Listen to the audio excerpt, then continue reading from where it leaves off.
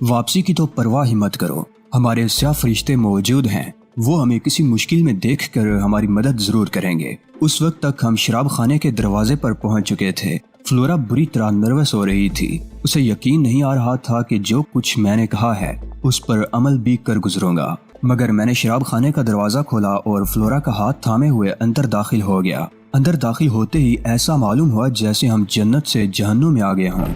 باہر جتنا سناٹا تھا اندر اتنا ہی شور تھا۔ باہر ہوا صاف تھی اور اندر کی فضا میں زہر ہی زہر تھا۔ شراب کے علاوہ دیگر منشیات بھی آزادانہ استعمال ہو رہی تھی۔ سگریٹ اور چرس کے دھوئیں کے مرغولے شراب خانے کی فضا میں چکراتے پھر رہے تھے جیسے وہ شراب خانہ نہیں کوئی مچھلی بازار ہو۔ زیادہ تر میزیں آباد نظر آ رہی تھیں مگر چند خالی بھی تھیں۔ ہمارے شراب خانے میں داخل ہونے کے چند لمحوں کے اندر پورے شراب خانے میں سناٹا چھا گیا۔ نشے میں دھت شرابی حریص نظروں سے فلورا کو گور رہے تھے۔ فلورا کے علاوہ وہاں اور کوئی لڑکی نظر نہیں آ رہی تھی۔ وہ علاقہ ہی ایسا تھا کہ گھٹیا درجے کی طوائفیں تک وہاں کا رخ کرنے سے گھبراتی تھیں۔ میں نے چند لمحے دروازے میں رک کر ادھر ادھر نگاہیں دوڑائیں اور پھر فلورا کی کمر میں ہاتھ ڈال کر ایک خالی میز کی طرف بڑھ گیا۔ فلورا کی حالت اتنی بری تھی کہ اس کے جسم کا آدھا خون تو ضرور خشک ہو گیا ہوگا۔ نشے میں دھت شرابیوں کے سر ہمارے ساتھ ساتھ گھوم رہے تھے۔ ان کی نظریں فلورا کے جسم کا طواف کرنے میں مصروف تھیں مگر میں بظاہر ان سب کی طرف سے بے نیاز ایک خالی میز پر جا کر بیٹھ گیا۔ میرا انداز ایسا ہی تھا کہ جیسے یہاں آنا میرا روزمرہ کا معمول رہا ہو۔ اس وقت شراب خانے میں دو افراد کی حالت سب سے زیادہ خراب تھی، ایک فلورا اور دوسرا بار ٹینڈر۔ بار ٹینڈر کے چہرے پر ہوائیاں اڑ رہی تھیں۔ غالباً شراب خانے کا مالک بھی وہی تھا اور اگرچہ وہ خود بھی کوئی غنڈہ ہی ہوگا مگر فلورا کی وہاں آمد سے جس قسم کے ہنگامے کی توقع تھی اس کے تصور ہی سے اس کے ہوش اڑے ہوئے ہوں گے۔ فلورا اور بار ٹینڈر دونوں ہی اپنے خشک ہونٹوں پر زبان پھیر رہے تھے۔ شراب خانے میں جس تیزی سے سناٹا طاری ہوا تھا اسی تیزی سے دوبارہ غلغ پاڑا شروع ہو گیا تھا۔ ہر شخص زور زور سے باتیں کرنے لگا تھا۔ اس بار ان سب کا موضوع ایک ہی تھا، فلورا۔ ہمارے وہ سیاہ فرشتے یہاں نظر نہیں آ رہے۔ میں نے شراب خانے کے دروازے کی طرف دیکھتے ہوئے فلورا سے کہا، مجھے اندازہ تھا کہ وہ لوگ اندر داخل ہونے کی ہمت نہیں کریں گے۔ انہوں نے ایک 5 اسٹار ہوٹل کی مناسبت سے لباس پہنے تھے۔ اب وہ یہاں آتے تو ہر ایک نگاہ کا مرکز بن جاتے۔ میرا دم گھٹ رہا ہے، فلورا منمنائی۔ یہاں سے نکل چلو پلیز۔ دیکھو یہاں کس قدر دھواں ہے۔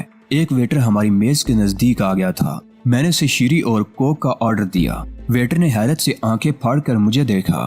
شیری ہمارے یہاں نہیں ہوتی جناب، اس نے کہا۔ مارٹینی اور رم البتہ مل جائے گی، تو پھر 2 کوک لے آؤ، میں نے بے پرواہی سے کہا اور اس نے ایک بار پھر آنکھیں پھاڑ کر مجھے دیکھا۔ یہ شراب خانہ ہے جناب، یہاں کوک بھی شراب کے ساتھ ہی سرو کی جاتی ہے، خالی کوک نہیں دی جا سکتی۔ کیوں نہیں دی جا سکتی؟ میں نے بلند آواز میں کہا۔ یہ اچھی زبردستی ہے بھائی۔ شراب خانے پر ایک بار پھر سناٹا طاری ہو گیا تھا۔ وہ لوگ سننا چاہ رہے تھے کہ ایک حسین لڑکی کا ساتھی کیا کہہ رہا ہے۔ بار ٹینڈر بھی متجسس نظروں سے ہماری طرف دیکھ رہا تھا۔ کیا بات ہے؟ بار ٹینڈر نے اونچی آواز میں پوچھا۔ تم لوگ کس بات پر جھگڑ رہے ہو؟ میں نے اسے 2 کوک لانے کا آرڈر دیا مگر یہ کہتا ہے کہ یہاں کوک صرف شراب کے ساتھ سرو کی جاتی ہے۔ ویٹر ٹھیک کہتا ہے لیکن میں تمہیں رعایت دے رہا ہوں، جلدی کوک پیو اور یہاں سے دفع ہو جاؤ، بار ٹینڈر نے کہا اور نشے میں دھت شرابی کہے لگانے لگے۔ مجھے کسی کی رعایت کی ضرورت نہیں ہے، میں نے حقارت سے کہا۔ ہمارے لیے 2 کوک بھجواؤ اور میری طرف سے سب کو ایک ایک جام پلاؤ۔ بار ٹینڈر کی آنکھیں حیرت سے پھیل گئیں۔ غالباً شراب خانے کی تاریخ میں میں پہلا گاہک تھا جو تمام حاضرین کو مفت شراب پلا رہا تھا۔ میں اس کے تاثرات سے بے نیاز دوبارہ بیٹھ گیا تھا اور ویٹر کوک لانے کے لیے دوڑ گیا تھا۔ تمام لوگ مجھے حریص نگاہوں سے گھور رہے ہیں، فلورا نے بھرائی ہوئی آواز میں کہا۔ ایسا لگتا ہے آنکھوں ہی آنکھوں میں مجھے کھا جانا چاہتے ہیں، انہیں معاف کر دو، میں نے بڑے خلوص سے کہا۔ بیچارے نشے میں ہیں، اور ذرا اس شخص کو دیکھو جو تمہارے بائیں جانے والی میز پر بیٹھا ہے، فلورا نے نگاہیں جھکائے جھکائے کہا۔ اس کی تو صورت دیکھ کر ہی خوف معلوم ہو رہا ہے۔ مجھے اس طرف دیکھنے کی ضرورت نہیں تھی، اس شخص کو میں پہلے ہی دیکھ چکا تھا۔ وہ ایک لمبا تڑنگا شخص تھا جس کی بڑی بڑی مونچھیں بھی تھیں، صورت سے ہی غنڈہ معلوم ہو رہا تھا۔ اسے ایک نظر دیکھتے ہی مجھے اندازہ ہو گیا تھا کہ یہ وہاں موجود لوگوں میں سب سے زیادہ خطرناک ہے۔ وہ جس انداز سے فلورا کو گھور رہا تھا اس سے صاف ظاہر تھا کہ پیش قدمی کیے بنا نہیں مانے گا۔ وہ بیچارہ بے ضرر سا آدمی لگتا ہے، میں نے فلورا سے کہا۔ تم خام خواہ پریشان ہو رہی ہو، وہاں موجود ہر شخص نے فلورا پر آوازیں کسے تھے، مگر میرے انداز سے یوں لگتا تھا جیسے میں بہرا ہو گیا ہوں۔ فلورا نے بھی اپنی ذات پر کیے گئے وہ بے بہا تبصرے سنے تھے، لیکن وہ میرے سامنے بے بس تھی۔ ویٹر نے کوک لا کر ہماری میز پر رکھ دی تھی اور اس کے ساتھ ہی وہ لمبا تڑنگا شخص اٹھ کر ہماری میز کی طرف بڑھا جس کی طرف فلورا نے اشارہ کیا تھا۔ اس نے اپنے ہاتھوں میں جام بھی اٹھا لیا تھا، گویا اس کا ارادہ ہماری میز پر ہی بیٹھنے کا تھا۔ اسے ہماری میز کی طرف بڑھتے دیکھ کر بار ٹینڈر ایک بار پھر پہلے کی طرح مضطرب ہو گیا تھا۔ ایک وہی نہیں، ہر شخص ہماری طرف متوجہ ہو گیا تھا۔ ایسا معلوم ہو رہا تھا جیسے کوئی بڑا واقعہ ہونے والا ہو۔ فلورا نے مضطربانہ انداز میں میرے ہاتھ پر اپنا ہاتھ رکھا اور میں نے بڑی محبت سے اپنا دوسرا ہاتھ بھی اس کے ہاتھ پر رکھ دیا۔ میرے انداز سے یوں معلوم ہوتا تھا جیسے میں کسی لو اسپاٹ پر بیٹھا ہوں۔ فلورا بھی شاید مجھے غافل سمجھ رہی تھی۔ اس نے میری توجہ اس شخص کی طرف مبذول کرانے کی کوشش کی، مگر میں فلورا کو محبت پاش نظروں سے دیکھ رہا تھا۔ نارمل رہنے کی کوشش کرو، میں نے سرگوشیانہ لہجے میں کہا۔ میں اسے نمٹ لوں گا۔ اتنی دیر میں وہ شخص ہمارے سر پر پہنچ گیا، بلکہ اس نے میرے مقابل والی کرسی کھسکائی اور بڑے سکون سے اس پر بیٹھ بھی گیا۔ مجھے آلویندا کہتے ہیں، اس نے اکھڑ لہجے میں کہا۔ تم شاید یہاں پہلی بار آئے ہو۔ میں نے تمسخرانہ انداز میں اس کی طرف دیکھا۔ ہاں، میں نے کہا، اور یہ جگہ مجھے اس قدر پسند آئی کہ اب یہاں روز آیا کروں گا۔ میں بندرگاہ کے علاقے کا بے تاج بادشاہ ہوں۔ یہاں کے لوگ میرا نام سن کر ہی کانپ جاتے ہیں۔ یہاں گیدڑ بستے ہوں گے، میں نے بے پرواہی سے کہا، اور وہ مجھے گورنے لگا۔ کیا مطلب؟ اس نے مجھے گورتے ہوئے باری آواز میں کہا۔ جب میں یہاں آیا تو باہر بہت سناٹا تھا۔ میں نے جلدی سے کہا، میں نے سنا ہے جہاں بہت سناٹا ہو وہاں گیدڑ بستے ہیں، مگر مجھے تو ایک بھی نظر نہیں آیا۔ کیا تم مذاق اڑانے کی کوشش کر رہے ہو؟ اس نے بدستور مجھے گورتے ہوئے کہا۔ اس میں کوشش کرنے کی کیا بات ہے؟ کیا مطلب؟ وہ غرایا۔ مطلب یہ کہ میرے اندر اتنی ہمت کہاں کہ تمہارا مذاق اڑا سکوں۔ تمہیں تو دیکھ کر ہی خوف طاری ہونے لگتا ہے۔ اس بلبل کو کہاں سے اڑا کر لائے ہو؟ اس نے فلورا کی طرف اشارہ کر کے کہا۔ ہائے، کس پرندے کا نام لے لیا؟ میں نے ایک ٹھنڈی سانس لے کر کہا۔ ہماری طرف تو اب تک یہی طے نہیں ہوا کہ وہ مذکر ہے یا مونس۔ کیا مطلب؟ وہ ایک بار پھر مجھے گورنے لگا۔ اس کی سمجھ میں کچھ بھی نہیں آیا تھا۔ مطلب یہ کہ یہ بلبل نہیں، اس کا نام فلورا ہے اور یہ اپنے پیروں پر چل کر یہاں تک آئی ہے۔ میں اسے اڑا کر نہیں لایا، البتہ میرے پاس جادوئی قالین ہوتا تو ممکن ہے اسے اڑا کر بھی لے آتا۔ اسے میرے ہاتھ فروخت کر دو۔ جو چیز مجھے پسند آئے میں اسے خرید لیتا ہوں۔ مجھے افسوس ہے میرے دوست، ہم بر اعظم افریقہ میں ضرور ہیں، مگر یہ شی گرائے ہے، مصر کا بازار نہیں ہے۔ اس بات کا کیا مطلب ہوا؟ مطلب یہ کہ خرید و فروخت کا کیا سوال ہے؟ یہ تمہیں پسند آ گئی ہے تو اسے یوں ہی لے جاؤ، مجھے اور مل جائے گی۔ چلو۔ اس نے فلورا کا ہاتھ پکڑ لیا اور فلورا کے چہرے پر موردنی چھا گئی۔ ایسے نہیں، میں نے اسے چمکارا۔ جب ہم یہاں سے جانے لگیں تو میں اسے تمہارے حوالے کر دوں گا، اور وہ بھی یہاں نہیں، باہر چل کر۔ کیوں یہاں کیوں نہیں؟ اس نے مجھے گورتے ہوئے بلند آواز میں کہا۔ فلورا کا ہاتھ اس نے اب بھی نہیں چھوڑا تھا، اس لیے کہ یہ کسی اور ٹائپ کی لڑکی ہے، جس کے ساتھ شراب خانے میں داخل ہوتی ہے اسی کے ساتھ نکلتی ہے۔ یہ کیا بات ہوئی؟ آلوندا نے احمقوں کی طرح منہ پھاڑ کے پوچھا، اور یہ اس بات کو بھی پسند نہیں کرتی کہ جس کے ساتھ شراب خانے میں داخل ہو اس کے علاوہ کوئی اور اس کا ہاتھ پکڑے۔ آلوندا بالکل ہی ہونک نظر آنے لگا، لیکن اس نے فلورا کا ہاتھ چھوڑ دیا تھا۔ تمہاری باتیں سمجھ میں نہیں آتی، میں ذرا بے وقوف سا آدمی ہوں نا، اکثر لوگ میری باتیں نہیں سمجھتے۔ اوہ، آلوندا نے تفہیمی انداز میں سر ہلایا، لیکن میں بہت عقل مند ہوں۔ اس نے تعریف طلب نظروں سے فلورا کی طرف دیکھا۔ تم بھی تو کچھ بولو فلورا ڈیئر، اس نے بڑے خلوص سے کہا۔ اس علاقے کی سب سے طاقتور شخصیت تمہاری میز پر ہے اور تم بالکل خاموش بیٹھی ہو۔ فلورا نے مضطربانہ انداز میں پہلو بدلا۔ میں کیا بولوں؟ اس نے بڑی بے بسی سے کہا۔ تم انہیں بتا کیوں نہیں دیتی کہ سیاہ سوٹ والے دو بدماش تمہارے پیچھے لگے ہوئے ہیں؟ میں نے کہا اور فلورا سناٹے میں آ گئی۔ یہ تم کیا کر رہے ہو؟ اس نے احتجاج کرنے کی کوشش کی، مگر میں نے اس کی بات کاٹ دی۔ آلوندا کی آمد کے بعد تمہیں کسی سے ڈرنے کی ضرورت نہیں ہے، یہ ان بدماشوں سے خود ہی نمٹ لیں گے جو باہر پیلی کار میں تمہارے منتظر ہیں۔ تم نے پہلے کیوں نہیں بتایا تھا؟ آلوندا نے بڑے جوش سے اٹھتے ہوئے کہا۔ میں انہیں ٹھیک کر کے ابھی آتا ہوں۔ فلورا مضطربانہ انداز میں ہاتھ اٹھا کر رہ گئی، مگر آلوندا پہلے ہی وہاں سے جا چکا تھا۔ یہ تم نے کیا کیا؟ فلورا مجھ پر الٹ پڑی۔ مادام کلارا کو پتہ چل گیا تو کیا ہوگا؟ پتہ کیسے چلے گا؟ میں نے بے پرواہی سے کہا۔ یا تم انہیں بتاؤ گی یا میں بتاؤں گا؟ میرے بتانے کا تو خیر سوال ہی پیدا نہیں ہوتا، لیکن اگر تم نے انہیں بتانے کی کوشش کی تو یہ کہہ دوں گا کہ یہ حرکت خود فلورا سے بوکھلاہٹ میں سرزد ہوئی تھی۔ اب اپنی جان بچانے کے لیے مجھ پر الزام لگا رہی ہے۔ تم یہ بات کسی طرح بھی ثابت نہیں کر سکو گی کہ اس بدماش کو میں نے چڑھا کر بھیجا تھا۔ فلورا مجھے گورنے لگی، لیکن سوال یہ ہے کہ تم نے یہ حرکت کی ہی کیوں؟ تو پھر اور کیا کرتا؟ میں نے آنکھیں نکالی۔ مادام کلارا نے مجھ پر جو نگراں مقرر کیے ہیں ان کا بھی کوئی مصرف ہے یا ہر کام میں خود ہی کروں؟ جانتے ہو اس کا نتیجہ کیا ہوگا؟ فلورا نے بھرائی ہوئی آواز میں کہا۔ وہ لوگ آلویندا کو رینا سالومن کا آدمی سمجھیں گے۔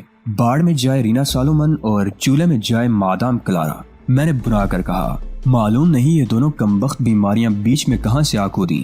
مجھے کسی سے کوئی غرض نہیں ہے، صرف تم سے دلچسپی ہے۔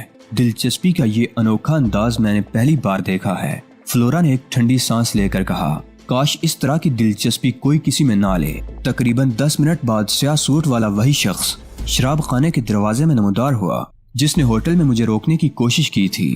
ہم پر نظر پڑتے ہی وہ سیدھا ہماری طرف آیا اور کرسی پر بیٹھ گیا۔ میں نے منع کیا تھا مسٹر فلوک، مگر آپ نہیں مانے۔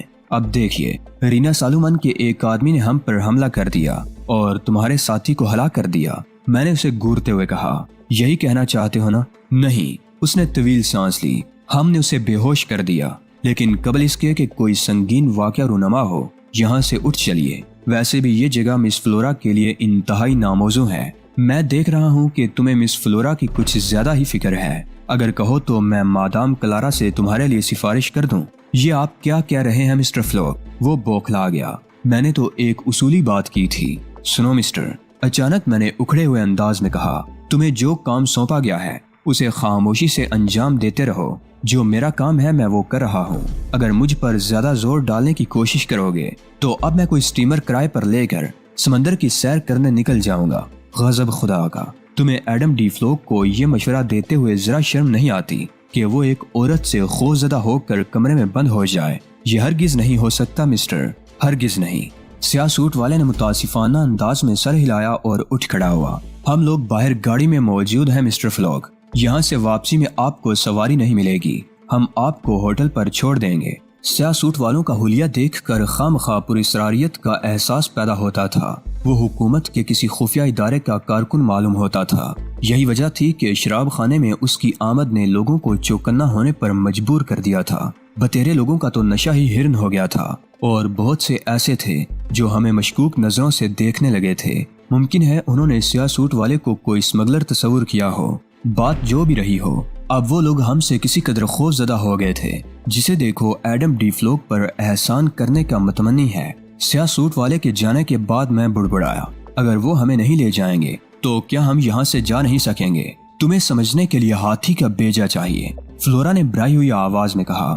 معلوم نہیں تم کس قسم کے آدمی ہو اور کیا کرتے پھر رہے ہو۔ میں انتہائی سادہ آدمی ہوں، ہر کام سیدھے سادے طریقے سے کرنے کا عادی ہوں، مگر میری بدقسمتی ہے کہ جن لوگوں کے ساتھ کام کرنے کو ملتا ہے وہ اس قدر احمق ہوتے ہیں کہ سامنے کی بات بھی ان کی سمجھ میں نہیں آ سکتی۔ تم ہمیں احمق کہہ رہے ہو، فلورا نے آنکھیں نکال کر کہا۔ احمق نہ کہوں تو اور کیا کہوں؟ میں نے بے پرواہی سے کہا، اگر میں ہر بات کی وضاحت کر دوں تو تم خود ہی میری بات سے متفق ہو جاؤ گی۔ بس رہنے دو، فلورا بیزاری سے بولی۔ نہ صرف کسی وقت تم خود ڈوبو گے بلکہ اپنے ساتھ والوں کو بھی ڈبو دو گے۔ یہ تم اس لیے کہہ رہی ہو کہ تمہاری مادام کلارا کے احمقانہ مشورے پر عمل کرتے ہوئے میں ہوٹل کے کمرے تک محدود نہیں رہا۔ ظاہر ہے وہ ایک عقل مندانہ مشورہ تھا۔ اب یہاں کھلے میں ہم کتنی آسانی سے شکار ہو سکتے ہیں۔ سمجھ میں نہیں آتا کہ تم لوگوں کی عقلوں پر ماتم کروں یا اپنی عقل پر۔ میں نے جھنجھلاہٹ کا مظاہرہ کیا۔ ارے بابا، رینا سالومن کو پتا کیسے چلے گا کہ میں کہاں ہوں؟ فلورا حیرت سے منہ کھول کر مجھے دیکھنے لگی۔ اس بات کا کیا مطلب ہوا؟ تم پر کہیں آلویندا کا اثر تو نہیں ہو گیا؟ میں نے ہنس کر کہا، پھر سنجیدہ ہوتے ہوئے بولا، دیکھو رینا سالومن نے دھمکی دی ہے کہ آج کی رات ایگلز پر باری گزرے گی۔ تمام لوگ اس کی دھمکی سے خوفزدہ ہو گئے، لیکن میں نہیں ہوا۔ کیوں؟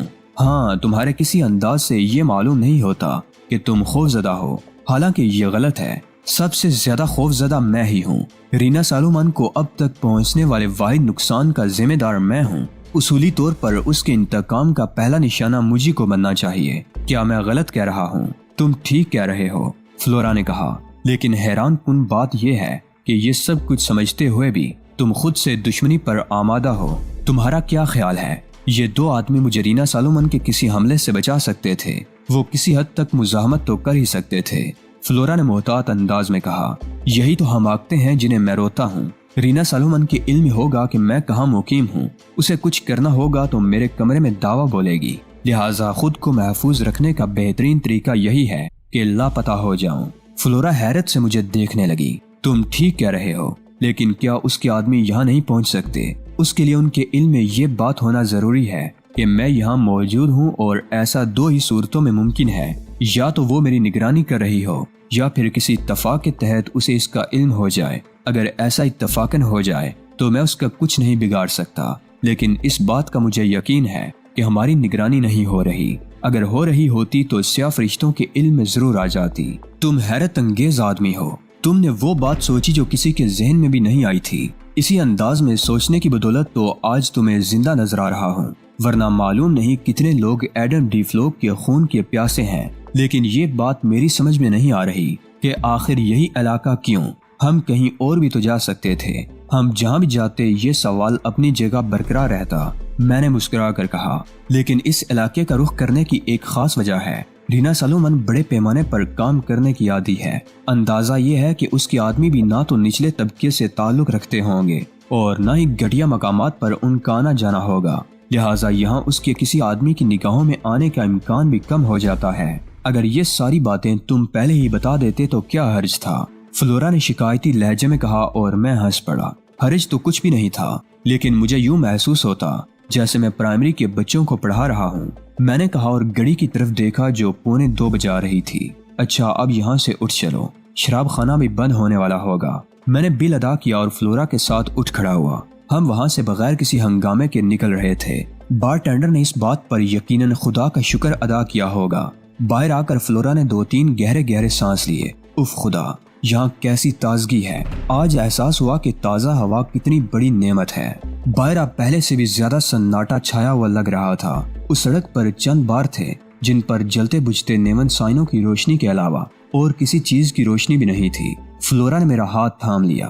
مجھے تو ڈر لگ رہا ہے ایڈی، کس قدر سناٹا ہے۔ سیاہ سوٹ والوں کی پیلے رنگ کی کار بار سے ذرا فاصلے پر اندھیرے میں کھڑی نظر آ رہی تھی۔ میں نے فلورا کا ہاتھ تھامے سنسان فٹ پاتھ پر چلتے ہوئے کہا، ڈرنے کی کیا ضرورت ہے؟ تمہارے سیاہ فرشتے جو موجود ہیں ان سے زیادہ تو مجھے تم پر اعتماد ہے۔ اس نے میرے بازو پر لپٹتے ہوئے کہا، لیکن تم ہو کہ تمہیں مجھ پر توجہ دینے کی فرصت ہی نہیں ہے۔